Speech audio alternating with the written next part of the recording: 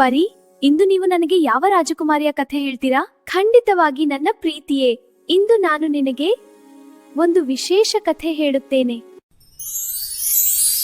ಒಂದಾನೊಂದು ಕಾಲದಲ್ಲಿ ಹಸಿರು ಕಾಡುಗಳಿಂದ ಸುತ್ತುವರಿದ ಒಂದು ಊರಲ್ಲಿ ಒಬ್ಬ ದಂಪತಿ ವಾಸಿಸುತ್ತಿದ್ದರು.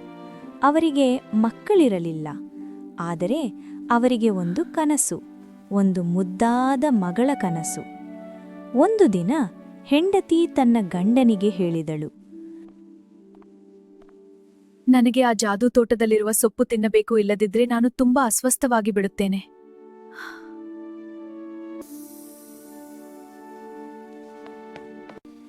ಆ ತೋಟವು ಒಂದು ದುಷ್ಟ ಜಾದುಗಾರ್ತಿಯದು. ಗಂಡನು ಹೆಂಡತಿಯ ಪ್ರೀತಿಗಾಗಿ ಆ ತೋಟಕ್ಕೆ ಹೋದನು. ಆತ ಸೊಪ್ಪನ್ನು ಕದ್ದಾಗ ಜಾದುಗಾರ್ತಿ ಅವನನ್ನು ಹಿಡಿದಳು. ನೀನು ನನ್ನ ತೋಟದಲ್ಲಿ ಕದ್ದೆಯಾ ಎಂದು ಆಕೆ ಕೋಪದಿಂದ ಕೇಳಿದಳು. ಗಂಡನು ಭಯದಿಂದ ಹೇಳಿದನು, ದಯವಿಟ್ಟು ಕ್ಷಮಿಸಿ, ನನ್ನ ಹೆಂಡತಿಗೆ ಈ ಸೊಪ್ಪು ಬೇಕು. ಜಾದುಗಾರ್ತಿ ಸ್ವಲ್ಪ ಯೋಚಿಸಿ ಹೇಳಿದಳು, ಸರಿ, ನೀನು ಸೊಪ್ಪನ್ನು ತೆಗೆದುಕೊಂಡು ಹೋಗಬಹುದು, ಆದರೆ ನಿಮ್ಮ ಮಗು ಹುಟ್ಟಿದಾಗ ಅದನ್ನು ನನಗೆ ಕೊಡಬೇಕು. ಬೇಸರದಿಂದ ಗಂಡನು ಒಪ್ಪಿಕೊಂಡನು. ಕೆಲವು ದಿನಗಳ ನಂತರ ಒಂದು ಸುಂದರ ಮಗು ಹುಟ್ಟಿತು. ಅವಳಿಗೆ ರಪುಂಜೆಲ್ ಎಂದು ಹೆಸರಿಟ್ಟರು. ಆದರೆ ಜಾದುಗಾರ್ತಿ ಬಂದಳು ಮತ್ತು ಆ ಮಗುವನ್ನು ತನ್ನ ಜೊತೆ ತೆಗೆದುಕೊಂಡು ಹೋದಳು. ಜಾದುಗಾರ್ತಿ ಅವಳನ್ನು ಒಂದು ಎತ್ತರದ ಗೋಪುರದಲ್ಲಿ ಇಟ್ಟಳು.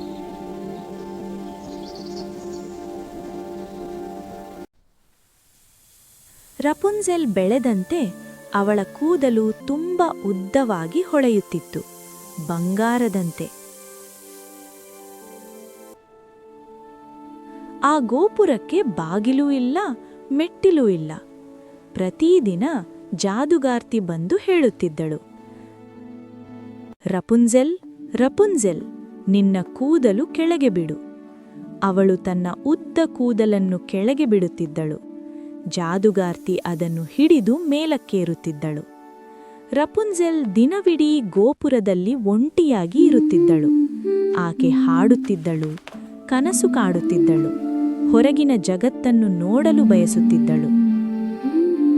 ಒಂದು ದಿನ ಒಂದು ರಾಜಕುಮಾರನು ಕಾಡಿನಲ್ಲಿ ಸಂಚರಿಸುತ್ತಿದ್ದಾಗ ಅವನೊಂದು ಸುಂದರ ಹಾಡನ್ನು ಕೇಳಿದನು.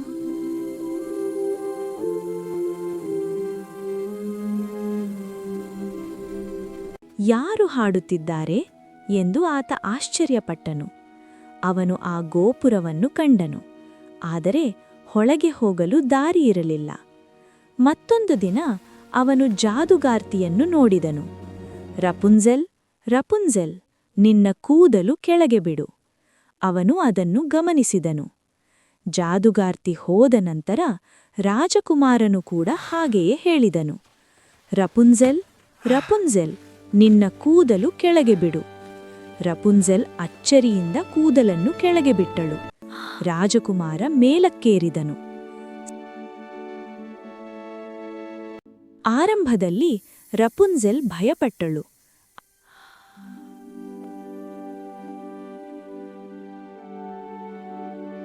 ಆದರೆ ರಾಜಕುಮಾರ ತುಂಬಾ ಒಳ್ಳೆಯವನು. ಅವರು ಸ್ನೇಹಿತರಾದರು.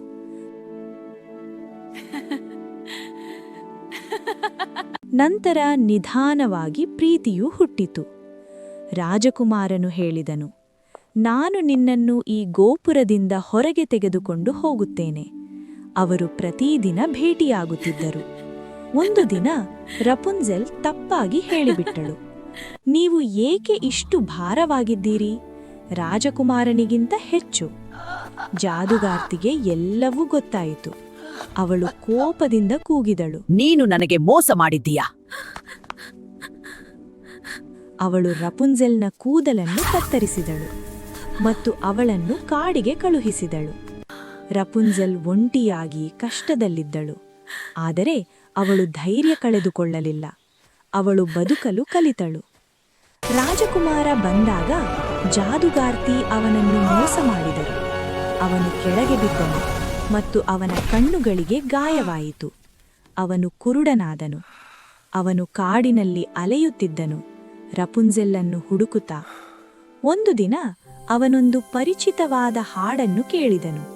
ಅದು ರಪುಂಜೆಲ್. ಅವರು ಮತ್ತೆ ಭೇಟಿಯಾದರು. ರಪುಂಜೆಲ್ ಕಣ್ಣೀರಿನಿಂದ ಅವನ ಕಣ್ಣುಗಳನ್ನು ಮುಟ್ಟಿದಳು.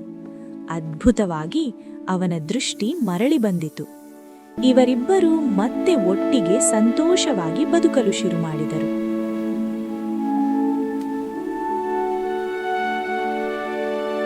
ರಾಜಕುಮಾರಿ ಆದ್ಯ, ಈ ಕಥೆ ನಿಮಗೆ ಇಷ್ಟವಾಗಿರಬಹುದು ಎಂದು ನಾನು ಭಾವಿಸುತ್ತೇನೆ. ಹೌದು, ನನಗೆ ತುಂಬಾ ಇಷ್ಟವಾಯಿತು. ನಾಳೆ ಮತ್ತೊಂದು ಕಥೆಯೊಂದಿಗೆ ಮತ್ತೆ ಭೇಟಿ ಮಾಡೋಣ.